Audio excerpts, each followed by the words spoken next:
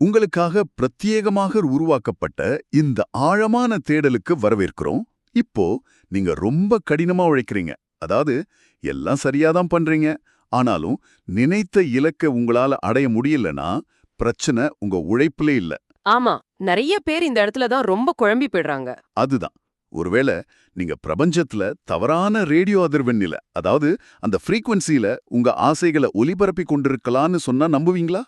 இன்னைக்கு நாம அலச போவது அப்படி ஒரு விஷயத்தை தான். கண்டிப்பா, இது ரொம்ப சுவாரஸ்யமான தலைப்பு. ஒரு புதிய கார் வாங்கியதும் அதை எப்படி சரியா பராமரிக்கிறதுன்னு ஒரு மேனுவல் கொடுக்கறாங்களே, அதுபோல மனித உடல், மனம், அப்புறம் பிரபஞ்ச ஆற்றலை இணைப்பதற்கான ஒரு முழுமையான செயமாட்டு கையேடு இருந்தா எப்படி இருக்கும்? டிஆர்வி கார்டன் அமைப்பிலிருந்து கிடைத்துள்ள ஹியூமன் மேனுவல் அல்காரிதம், இந்த ஆய்வு குறிப்புகளை படிக்கும்போது நிஜமாவே எனக்கு ரொம்ப ஆச்சரியமா இருந்துச்சு. கேக்கும், ஆனா முழுமையா புரிந்து கொள்ளாத அந்த பிரபஞ்ச ஆற்றல், காஸ்மிக் எனர்ஜி, அத பத்தின அறிவியலை டீகோட் பண்றதுதான். பிரபஞ்ச ஆற்றல்னு சொன்ன உடனே ஏதோ இமயமலைக்கு சென்று தவம் செஞ்சு அடையிற மேஜிக்னு தான் நிறைய பேர் நினைக்கிறாங்க. ஆமா, அது ஒரு தவறான புரிதல். ஆனா நாம உண்ணும் உணவு, நமது மனம், உடல், அப்புறம் பிரபஞ்சத்தின் தாளம், இது நாலும் எப்படி ஒரே அதிர்வெண்ணில இணைகின்றன? அப்படி இணையும் போது ஆரோக்கியமும் அமைதியும் எப்படி தானாகவே நம்மளை நோக்கி ஈர்க்கப்படுது அப்படிங்கிறதுக்கான மிக தெளிவான, நடைமுறைக்கு சாத்தியமான வழிமுறைகளை தான் இந்த ஆதாரங்கள் நமக்கு முன்வைக்கின்றன. சரி, இதை கொஞ்சம் விரிவாகவே உடைத்து பார்ப்போம். எனக்கு இதுல முதல்ல வந்த ஒரு பெரிய சந்தேகம், இந்த மேனுவல்ல சொல்லப்படும் ஃபார்ம் டு பாடி, அதாவது விவசாய நிலத்திலிருந்து மனித உடலுக்கு வரும் ஆற்றல் பற்றியது. அந்த 9 புனித விதைகளை பத்தி சொல்றீங்க. ஆமா, 9 கோள்களின் ஆற்றலை 9 நவதானியங்கள் மூலம் பெறலாம்னு சொல்றாங்க. உதாரணமா, வியாழன் கிரகத்தின் ஆற்றலை நான் பெற வேண்டும்னா கொண்டை கடலையை சாப்பிடணும்னு சொல்றாங்க. கொஞ்சம் புரிங்க, கோதுமைக்கும் சூரியனுக்கும் என்ன சம்பந்தம்? ஒரு கோதுமை மணி நிஜமாவே சூரியனைப் போல அதிர்கிறதா? இப்போ மேற்போக்கா பார்க்கும்போது இது ஏதோ ஜோதிட நம்பிக்கை போல தோணலாம். ஆனா குவாண்டம் இயற்பியலோட அடிப்படை என்ன சொல்லுது? இந்த அண்டத்துல உள்ள அணுக்கள் எல்லாமே உயிரற்ற பொருட்களா இருந்தாலும் சரி, உயிர் உள்ளவைகளா இருந்தாலும் சரி, ஒரு குறிப்பிட்ட அதிர்வெண்ணில, ஒரு ஃப்ரீக்வன்சில தொடர்ந்து அதிர்ந்து கொண்டு இருக்கின்றன. அதாவது எல்லாமே வைப்ரேட் ஆகுது. எக்ஸாக்ட்லி. ஒவ்வொரு கிரகத்துக்கும் ஒரு தனித்துவமான மின்காந்த அதிர்வு இருக்கு. பல்லாயிரம் வருஷங்களுக்கு முன்னாடியே நம்ம முன்னோர்கள் எந்தெந்த தாவரங்கள் எந்தெந்த கிரகங்களின் அதிர்வெண்ணை ஈர்த்து தன்னுள் சேமித்து வைக்குதுன்னு ரொம்ப துல்லியமா கணிச்சிருக்காங்க. ஓஹோ, அப்ப அந்த ஈர்க்கும் தன்மை தாவரங்களுக்கு இயற்கையாவே இருக்கா? ஆமா. சூரியன் வெளியிடும் ஒரு குறிப்பிட்ட ஆற்றல் அலைகளை கோதுமையோட மரபணு அமைப்பு, அந்த ஜெனடிக் ஸ்ட்ரக்சர் ரொம்ப எளிதா உள்வாங்கிக்குது. அதனால நீங்க கோதுமைய உண்ணும்போது வெறும் மாவு சத்தையோ புரதத்தையோ மட்டும் உங்க வயிற்றுக்குள்ள அனுப்பல. வேற என்ன நடக்குது? மாறாக சூரியனோட வீரியமான அந்த ஆற்றல் அதிர்வெண்ணையும் உங்க செல்களுக்குள் ஏத்துறீங்க. வாவ்! அப்படியானால் உணவு என்பது வெறும் கலோரி இல்ல, அது பிரபஞ்ச ஆற்றலை நமக்கு கடத்தும் ஒரு டேட்டா பேக்கெட் போல செயல்படுதா? இது ரொம்ப சுவாரஸ்யமான பார்வை. அதே போல இந்த 27 நட்சத்திரங்களை நமது வாழ்க்கைக்கான ஒரு காஸ்மிக் ஜிபிஎஸ்னு சொல்றாங்களே, அது எப்படி? நல்ல கேள்வி. கார்த்திகை, மகம் என்றெல்லாம் நம்ம வழக்கமா பஞ்சாங்கத்துல மட்டும்தான் பார்த்திருக்கோம். ஆனா இந்த 27 நட்சத்திரங்களும் வெறும் விண்வெளி பேர்கள் இல்ல. அவை நமது பூமியை சுற்றியுள்ள குறிப்பிட்ட ஆற்றல் மண்டலங்கள். ஆற்றல் மண்டலங்கள்னா எனர்ஜி ஃபீல்ட்ஸ்? ஆமா, அவை நமது உணர்ச்சிகள், அப்புறம் கால சுழற்சியே, அதாவது லைஃப் ரிதமை நேரடியாக இயக்குகின்றன. மேனுவல்ல இத 3 முக்கிய நிலைகளா பிரிக்கிறாங்க. அஸ்வினி, கார்த்திகை போன்றவை படைப்பு சக்தி, கிரியேஷன் எனர்ஜி. சரி. மகம், சித்திரை போன்றவை வளர்ச்சி சக்தி. மூலம், ரேவதி போன்றவை மாற்றம் மற்றும் நிறைவு சக்தி. இதை எப்படி ஜிபிஎஸ்னு சொல்றோம்னா, இப்போ நீங்க புதிதா ஒரு தொழில் தொடங்கணும் அல்லது ஒரு ஐடியாவை உருவாக்கணும்னு நினைக்கிறீங்கன்னு வச்சுக்கலாம். அப்போ நான் அந்த படைப்பு சக்தி காலத்தை தேர்ந்தெடுக்கணுமா? மிக சரியா சொன்னீங்க. அந்த படைப்பு சக்தி நிலவும் காலகட்டத்துல அதை செய்வது, ஜிபிஎஸ் ஆன் செஞ்சுட்டு டிராஃபிக் இல்லாத வழியில வேகமாவும் சரியாவும் பயணிக்கிறது போன்றது. ஓ, இப்ப புரியுது. அதாவது வியாழன் கிரகத்தின் ஆற்றலை பெற நான் கொண்டை கடலையை சாப்பிடுவது ஒரு குறிப்பிட்ட ரேடியோ ஸ்டேஷனை டியூன் செய்வதற்கு ஒப்பானதா? எக்ஸாக்ட்லி. உங்களுக்கு என்ன ஆற்றல் தேவையோ அந்த ஆற்றலை தரும் நவதானிய உணவை எடுத்துக்கொண்டு அந்த பிரபஞ்ச சிக்னலோட உங்களை நீங்களே டியூன் செய்து கொள்கிறீர்கள். இதுல ஆச்சரியப்பட வைக்கும் விஷயம் என்னவென்றால், இது வெறும் நம்பிக்கை இல்ல, நிஜமான அதிர்வுகள். சரி, இப்ப நான் வியாழன் கிரகத்தின் அதிர்வெண்ணை ஈர்க்க கொண்டைக்கடலையை சாப்பிட்டுட்டேன்னு வச்சுக்கலாம். ஆனா அது என் வயிற்றுக்குள் போனதும் செரிமானம்னு ஒரு பௌதிகமான ரசாயன மாற்றம் தானே நடக்குது. ஆமா, டைஜஷன் நடக்கும். என் வயிற்றுல உள்ள அமிலங்கள் அந்த புரதத்தை உடைக்கும்போது எப்படி ஒரு பருப்பு பிரபஞ்ச அதிர்வெண்ணாக மாற முடியும்? வயிற்றுக்கும் அந்த காஸ்மிக் சிக்னலுக்கும் நடுவுல, அதாவது என் உடலுக்குள் என்ன நடக்குது? அதுதான் இந்த மனித உடலோட மிகப்பெரிய ஆச்சரியம். செரிமானம் என்பது உணவை உடைக்கும் ரசாயன செயல்முறை என்பது உண்மைதான். ஆனா அந்த உணவிலிருந்து பிரிக்கப்படும் நுட்பமான பிராண ஆற்றல் எங்கே செல்கிறது தெரியுமா? எங்க போகுது? ரத்தத்துல தானே கலக்கும். ரத்தத்துல சத்துக்கள் கலக்கும். ஆனா அந்த ஆற்றல் நமது உடல்ல உள்ள 7 சக்கரங்களுக்கு தான் போகுது. சக்கரங்கள்னு சொன்னோன்னே ஏதோ கண்ணுக்கு தெரியாத வட்டுக்கள் உடல்ல சுத்திட்டு இருக்குன்னு நினைக்க வேண்டாம். ஆமா, நிறைய பேர் அப்படிதான் கற்பனை பண்றாங்க. மருத்துவ அறிவியல் படி அவை நமது நரம்பு மண்டலங்கள் பெரும் அளவில் குவியும் இடங்கள், அந்த நர்வ் பிளெக்சஸ் மற்றும் நாளமில்லா சுரப்பிகள் அமைந்துள்ள இடங்கள். நீங்க கொண்டைக்கடலையை சாப்பிடும்போது செரிமானத்திற்கு பிறகு அதிலிருந்து பிரிக்கப்படும் அந்த குறிப்பிட்ட அதிர்வெண் உங்க மணிப்பூரக சக்கரத்தை, சோலார் பிளெக்சஸ தூண்டுகிறது. மணிப்பூரகம்னா அந்த வயிற்று பகுதி சக்கரம் தானே? ஆமா, அதுதான் உங்களின் சக்தி மற்றும் தன்னம்பிக்கையின் நரம்பியல் மையம். அதாவது நமது உடலின் நரம்பு மையங்கள் பிரபஞ்ச ஆற்றலை உள்வாங்கும் ரிசீவர்களை செயல்படுதுன்னு சொல்றீங்க. இங்கதான் விஷயம் ரொம்ப சுவாரஸ்யமா மாறுது. எனக்கு இந்த 7 சக்கரங்களை பத்தின அடிப்படை தகவல்கள் ஓரளவுக்கு தெரியும். மூலாதாரம், சுவாதிஷ்டானம் அப்படி வருமே. ஆமா, மூலாதாரத்திற்கு சிவப்பு, அநாகதத்திற்கு பச்சைன்னு இதை கேட்கும் பலருக்கும் தெரிஞ்சிருக்கும். ஆனா இந்த ஆதாரங்கள் நமது வாழ்க்கை என்பது நமது அதிர்வெண்ணின் பிரதிபலிப்புன்னு ரொம்ப ஆழமா சொல்றாங்க. இதை எப்படி நடைமுறை வாழ்க்கையோட பொருத்தி பார்ப்பது? ஒரு உதாரணம் சொல்லுங்க. இப்போ உதாரணமா, நான் தினமும் ஆபீஸ்க்கு லோக்கல் ட்ரெயினிலோ அல்லது சென்னை டிராஃபிக்லோ அடித்து பிடித்து போறேன். இது என் சக்கரத்தை எப்படி பாதிக்கும்? இதை இப்படி புரிஞ்சுக்கோங்க. மூலாதார சக்கரம், ரூட் சக்கரா என்பது உங்க உடலின் அடித்தளம். இது சரியா இயங்கினால் நான் பாதுகாப்பாக இருக்கிறேன், நான் பூமியோடு இணைந்துள்ளேன்னு ஒரு ஆழமான உள்ளுணர்வு உங்களுக்குள் இருக்கும். ஆனா டிராஃபிக்ல போகும்போது எனக்கு அந்த உணர்வே இருக்காதே. அதுதான் பிரச்சனை.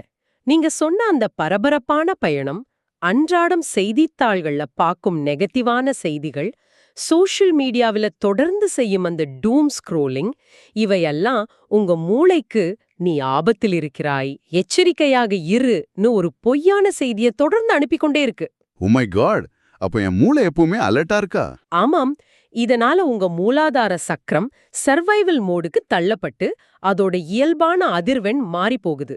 ஒரு கட்டிடத்தோட அடித்தளமே ஆட்டம் காணும்போது உங்க முழு ஆற்றல் ஓட்டமும் தடைபடும் அல்லவா? கண்டிப்பா, மொத்த கட்டடமும் ஆடும். அதுதான் நடக்குது. அதனாலதான் நம்ம பல நேரங்கள்ல எந்த காரணமுமே இல்லாம அதீத சோர்வாகவோ பாதுகாப்பற்ற தன்மையுடனும் உணர்கிறோம். இத ஒரு பெரிய கண்ணோட்டத்துல இணைத்து பார்த்தால் உங்கள் அதிர்வெண் மாறும்போது உங்கள் நிஜமும் மாறுது. அப்போ சக்கரங்கள் ஏன் பிளாக் ஆகுதுன்னா நம்முடைய இந்த உணர்ச்சிகள் தான் காரணம் இல்லையா? 100% உண்மையான வார்த்தை. இமோஷனல் பிளாக்ஸ் தான் அதுக்கு காரணம். நான் இந்த ஆதாரங்கள்ல படிச்சதுல என்னை மிகவும் சிந்திக்க வைத்தது இந்த உணர்ச்சிகரமான தடைகள் பற்றிய பகுதி தான். உணர்ச்சிகள் மனதையும் உடலையும் எப்படி பாதிக்குதுன்னு ஹவு ஃபீலிங்ஸ் அஃபெக்ட் த மைண்ட்னு 7 வண்ணப்படிநிலைகள்ல மிக தெளிவா விளக்கியிருக்காங்க. ஆமா, நிலை 1லிருந்து நிலை 7 வரைக்கும் இருக்கு. எல்லாவற்றையும் பற்றி பேச நமக்கு நேரம் இருக்காது. ஆனா எனக்கு ஒரு குறிப்பிட்ட நிலையை பற்றி தெரிஞ்சுக்கணும். நிலை 3, அதாவது மஞ்சள் நிற அதிர்வெண், அந்த தாட் ஸ்பைரல். எனக்கு அடிக்கடி இந்த பிரச்சனை நடக்கும். ஓவர் திங்கிங் சொல்றீங்களா? ஆமா, ஆஃபீஸ்ல இருந்து ஒரு சின்ன இமெயில் வந்திருக்கும். அவ்வளோதான், என் மூளை ஒருவேளை இப்படி ஆகிடுமோ, பாஸ் என்ன நினைப்பாரோ, வேலை விட்டு தூக்கிடுவாங்களோன்னு தனக்கு தானே 100 கதைகளை உருவாக்கும். வண்டியை ஓட்டும் போது என் மூளைக்குள்ள ஒரு பெரிய விவாதமே நடக்கும். இது நிறைய பேருக்கு அன்றாட வாழ்க்கையில நடக்கிற ஒண்ணுதான். இந்த ஓவர் திங்கிங் என்பது என் சக்கரத்தின் அதிர்வெண்ணை சீர்குலைத்து விட்டதுன்னு அர்த்தமா? இதை நான் எப்படி சரி செய்வது? நீங்க சொல்றது முற்றிலும் சரி. நீங்க ஒரு விஷயத்த இடைவிடாம பயத்தோட சிந்தித்து கொண்டே இருக்கும்போது உங்க மணிப்பூரக சக்கரம் என்ற சக்தி மையம் அதிர்வெண்ணற்று போகுது. அது ஒரு லூப் போல உங்க மூளையோட நரம்பு பின்னல்களை சிக்க வச்சிடுது. ஒரு முடிவே இல்லாத சுழல் மாதிரி. அதான் அவங்க தாட் ஸ்பைரல் அல்லது சிந்தனை சுழல்னு சொல்றாங்க. இந்த நிலையில உங்க மூளை வேற எந்த புதிய ஐடியாவையும் ஆக்கப்பூர்வமான எண்ணத்தையும் உள்ளே விடாது. முற்றிலும் கவனம் சிதறிவிடும். அப்போ இத பிரேக் பண்ண வழியே இல்லையா? இருக்கு. இந்த இடத்துல தான் மேனுவல்ல சொல்லப்பட்ட பேட்ச் மலர் தீர்வுகள், அதாவது பேட்ச் ஃப்ளவர் ரெமெடிஸ் மிகப்பெரிய பங்கு வகிக்கின்றன. குறிப்பா இந்த அதிகப்படியான மனக்குழப்பத்தை கட்டுப்படுத்த ஒயிட் செஸ்ட்நட் என்ற மலர் தீர்வை அவங்க பரிந்துரைக்கிறாங்க. ஒரு நிமிஷம், இந்த மலர் தீர்வுகள் என்பது என்ன? இது ஒரு மாத்திரையா அல்லது மனநல ஆலோசனையா? ஒரு பூவின் சாறு எப்படி என்னுடைய ஓவர் திங்கிங்க நிறுத்தும்? எனக்கு இதன் பின்னால் உள்ள லாஜிக் புரியல. இது ரசாயன மாத்திரையும் அல்ல, கவுன்சிலிங்கும் அல்ல. இது முழுமையாக அதிர்வெண் சார்ந்த மருத்துவம், ஃப்ரீக்வன்சி மெடிசின். ஒவ்வொரு மலருக்கும் இயற்கையிலேயே ஒரு குறிப்பிட்ட அதிர்வெண் உண்டு. அப்போ அந்த மலருக்கும் ஒரு வைப்ரேஷன் இருக்கா? ஆமாம், ஒயிட் செஸ்ட்நட் மலரின் அதிர்வெண் மிகவும் ஆழமான அமைதியையும் மன தெளிவையும் தன்னுள் கொண்டது. உங்க மனம் ஓவர் திங்கிங் குழப்பத்துல சுழன்று கொண்டிருக்கும் போது உங்களின் நரம்பியல் அதிர்வெண் மிக வேகமாகவும் தாறுமாறாகவும் இருக்கும். ஓகே, ஒரு புயல் அடிக்கிற மாதிரி. கரெக்ட். இந்த மலர் தீர்வை நீங்க எடுத்துக்கொள்ளும் போது அது உங்க உடலுக்குள் சென்று அந்த குழப்பமான அதிர்வெண்ணோட சண்டையிடுவதில்லை. மாறாக அது தனது ஆழமான சீரான அமைதியான அதிர்வெண்ணை உங்க நரம்பு மண்டலத்திற்குள் பாய்ச்சுகிறது. ஆஹா, எனக்கு இப்போ ஒரு சின்ன ஸ்பார்க் கிடைச்சது. இதை நான் இப்படி புரிஞ்சுக்கலாமா? ஒரு அறையில 2 டியூனிங் ஃபோர்க் இருக்கு. நான் பதற்றம் என்ற டியூனிங் ஃபோர்க்கை தட்டி விடுறேன். என் உடலெல்லாம் அந்த பதற்றத்தின் தாளத்திற்கு அதிர்கிறது. சூப்பரான உதாரணம். சொல்லுங்க. இப்போ இந்த ஒயிட் செஸ்ட்நட் மலர் தீர்வு என்பது மிகவும் அமைதியான ஆனா மிகவும் சக்தி வாய்ந்த இன்னொரு டியூனிங் ஃபோர்க்கை அந்த அறைக்குள் கொண்டு வருவது போல. அந்த புதிய வலுவான அமைதியின் அதிர்வெண்ணுக்கு ஈடு கொடுக்க முடியாம என் பதற்றத்தின் அதிர்வெண் மெல்ல மெல்ல அடங்கி சரணடைஞ்சு அமைதியின் தாளத்திற்கு மாறிவிடுது. நான் சொல்றது சரிதானே? அற்புதம். மிக சரியா புரிஞ்சுக்கிட்டீங்க. அறிவியல்ல இதத்தான் ரெசோனன்ஸ் அல்லது ஒத்திசைவுன்னு சொல்வாங்க.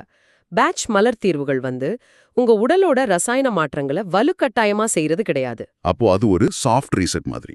ஆமா, அவை உங்களின் ஆற்றல் மையங்களை மென்மையாக மறுசீரமைப்பு, அதாவது ரீசெட் செய்கின்றன. அந்த மலரோட அதிர்வெண் உங்க மூளையின் நரம்பியல் வலையமைப்பில் புகுந்து அந்த ஓவர் திங்கிங் லூப்பை உடைக்குது. அப்போ மற்ற உணர்ச்சிகளுக்கும் இதே மாதிரி தீர்வுகள் இருக்கா? நிச்சயமா. நிலை 1ல ஏற்படுற அதீத சர்வைவல் பயம் மற்றும் மன அழுத்தத்திற்கு ரெஸ்கியூ ரெமெடியும், நிலை 5ல எதையும் வெளியே சொல்ல முடியாம உள்ளுக்குள்ளேயே குமுறும் சொல்லப்படாத உணர்வுகளுக்கு மிமுலஸ் என்ற மலர் தீர்வும் ஒரு டியூனிங் ஃபோக் போல செயல்பட்டு உங்க அதிர்வெண்ணை மீண்டும் ஃபைன் டியூன் செய்கின்றன. உணர்ச்சிகள் தான் அதிர்வெண்ணின் ஒளின்னு சொல்றீங்க. அதேதான். உணர்ச்சிகள் சமநிலைக்கு வரும்போது சக்கரங்கள் மீண்டும் பிரபஞ்ச ஆற்றலை ஈர்க்கத் தொடங்கி விடுகின்றன. இது நிஜமாவே பிரமிப்பா இருக்கு. நவதானியங்கள் மூலம் கிரக ஆற்றலை உள்ளானுப்புறோம், சக்கரங்களை அது உள்வாங்குது, மலர் தீர்வுகள் மூலம் உணர்ச்சிகரமான தடைகளை நீக்கிறோம். சரி, இதெல்லாம் நான் ஒரு வாரம் செய்யறேன்னு வச்சுக்கலாம். உங்களுக்கு நல்ல புத்துணர்ச்சி கிடைக்கும். ஆனா இதை ஒரு நிரந்தரமான வாழ்க்கை முறையாக எப்படி மாற்றுவது? மேனுவல்ல 21 நாட்கள் பிராக்டிக்கல் ஹீலிங் லைஃப் ஸ்டைல் ப்ரோக்ராம்னு ஒரு திட்டம் கொடுத்திருக்காங்களே. அதுல முத்திரைகள், ஆல்ஃபா மைண்ட் பயிற்சிகள், மைக்ரோ கிரீன்ஸ் வளர்ப்பதுன்னு ஒரு நீண்ட பட்டியல் இருக்கு. இதையெல்லாம் டிராஃபிக்ல ஓடிக்கொண்டிருக்கும் ஒரு சாதாரண மனிதன் எப்படி தன் அன்றாட வாழ்வில் நுழைப்பது? இது ஒரு முக்கியமான கேள்வி. இந்த 21 நாள் திட்டம் என்பது காலையில எழுந்து கட்டாயமா செய்யும் ஏதோ ஒரு டாஸ்க் அல்ல. இது உங்க உடலோட ஒட்டுமொத்த அதிர்வெண்ணையும் ஒரு புதிய உயர்ந்த தளத்திற்கு நிரந்தரமாக மாற்றுவதற்கான பயிற்சி. ஏன் சரியா 21 நாட்கள்னு சொல்றாங்க? மனித மூளை ஒரு புதிய நரம்பியல் பாதைய, அந்த நியூரல் பாத்வேயை உருவாக்கி அது ஒரு பழக்கமா மாத்திக்கொள்ள சரியா 21 நாட்கள் ஆகும் என்பது நிரூபிக்கப்பட்ட அறிவியல். இங்க அவங்க சொல்ற மேனிஃபெஸ்டேஷன் சூத்திரம் மிகவும் ஆழமானது, ஆனா எளிமையானது. மேனிஃபெஸ்டேஷன் ஃபார்முலாவா? அது என்ன? எண்ணம் பிளஸ் சொல் பிளஸ் செயல் ஈக்குவல் டு சரியான அதிர்வெண். தாட், வேர்ட், அப்புறம் ஆக்ஷன். இந்த மூன்றும் எப்போ ஒரே நேர்கோட்ல வருதோ அப்பதான் நீங்க நினைத்தது நடக்கும். அதற்காகத்தான் அந்த 7 படி மேனிஃபெஸ்டேஷன் சூத்திரமா? ஆமா. தெளிவான நோக்கம், உள் சிக்னலை சுத்தப்படுத்துவது, அந்த நோக்கம் ஏற்கனவே நிறைவேறிவிட்டது போல உணர்வை உருவாக்குவது, சக்தி வாய்ந்த வார்த்தைகளை பேசுவதுன்னு அந்த பட்டியல் நீளுது. இப்போ நீங்க சொல்லும் இந்த 7 படிகளை படிக்கும்போது எனக்கு ஒரு விஷயம் தோணுச்சு. நாம ஏன் நிறைய முறை மேனிஃபெஸ்ட் செய்ய நினைச்சு தோற்று போற தெரியுமா? சொல்லுங்க, ஏன் தோற்று போறோம்? உதாரணமா, எனக்கு ஒரு பெரிய வீடு வாங்கணுங்கிற ஆசை, அதாவது ஒரு நோக்கம் இருக்கு. அதற்காக நான் டெய்லியும் காலையில எழுந்து எனக்கு வீடு கிடைக்கும், நான் செல்வந்தன்னு பாசிட்டிவா சொல்லிக்கிறேன். சரி, அது உங்களோட வேர்ட், வார்த்தைகள். ஆனா நான் என் சுற்றுச்சூழல, அந்த என்விரான்மெண்ட்டை, அதாவது 6வது படியை மாற்றவே இல்லை. நான் எப்பொழுதும் எதிர்மறையா பேசும் நண்பர்களோட தான் சுற்றி வர்றேன், அல்லது என் இலக்கு நோக்கி எந்த புதிய செயலிலும் ஈடுபடுவதில்லை. நான் வெறும் சோஃபால உட்காந்துக்கிட்டு வியாழன் கிரக ஆற்றலுக்காக கொண்டை கடலையை மட்டும் சாப்பிட்டுக்கிட்டு இருந்தா பிரபஞ்சம் எப்படி எனக்கு வீட்டை தரும்? ஆமா, சும்மா உட்காந்துக்கிட்டு இருந்தா மேஜிக் நடக்காது. நான் நினைப்பது ஒன்று, செய்வது மற்றொன்றாக இருந்தா அதிர்வெண் எப்படி வேலை செய்யும்? ஒரு தோட்டத்தை உருவாக்குவது போலதானே இது. நோக்கம் என்பது விதை, வார்த்தைகளும் செயல்களும் தண்ணீர், சுற்றுச்சூழல் என்பது மண். இவை அனைத்தும் சரியா இருந்தா தானே கனவுகள் நனவாகும். மிக சரியா பிடிச்சீங்க. பெரும்பாலான மக்கள் மேனிஃபெஸ்டேஷன்ல தோல்வி அடைவதற்கு காரணமே அவர்களுக்குள் இருக்கும் இந்த முரண்பாடுதான்.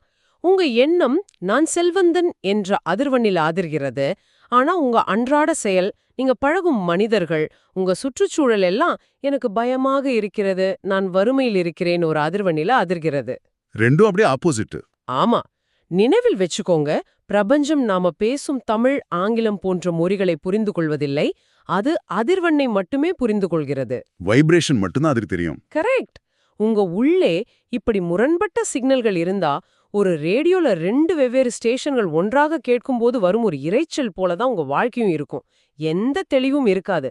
அதனாலதான் எண்ணம் நேர்மறையாக இருந்தாலும் செயல் முரணாக இருந்தா ஆற்றல் தடைப்பட்டு விடுது. ஓஹோ, தான் இந்த 21 நாள் பயிற்சி தேவைப்படுது. காலையில முத்திரைகள் செய்வது, ஆல்பா மைண்ட் பயிற்சிகள் மூலம் நன்றியுணர்வை வளர்ப்பது, 21 நாட்களுக்கு ஹீலிங் இசையை கேட்பது, முக்கியமா வீட்டுக்குள்ளேயே சின்னதா ஒரு தட்டுல நவதானிய மைக்ரோகிரீன்களை வளர்த்து அதன் உயிரோட்டமான பிராண ஆற்றலை உண்பது. ஆமா, இந்த விஷயங்கள் எல்லாமே ரொம்ப முக்கியம். இவை எல்லாமே நமது சுற்றுச்சூழலையும் நமது உடலின் ஒவ்வொரு செல்லையும் ஒரே அதிர்வெண்ணுக்கு கொண்டு வரும் கருவிகள். இது வெறும் ஏதோ பாசிட்டிவ் திங்கிங் கிடையாது. இது உங்களை ஒரு காந்தமாக மாற்றுவதற்கான இன்ஜினியரிங். மிக சரியான வார்த்தை. இது எனர்ஜி இன்ஜினியரிங். உங்க நோக்கத்தை ஒரு விதையா நினைச்சுக்கோங்க. அந்த விதை முளைக்க உங்க உள்ளே இருக்கும் பயம், சந்தேகம் என்ற களைகளை பிடுங்கி எறியணும். அத பேட்ச் மலர் தீர்வுகள் செய்யுது. அந்த விதைக்கு நல்ல வார்த்தைகள் மற்றும் செயல்கள் மூலம் நீரூற்ற வேண்டும்.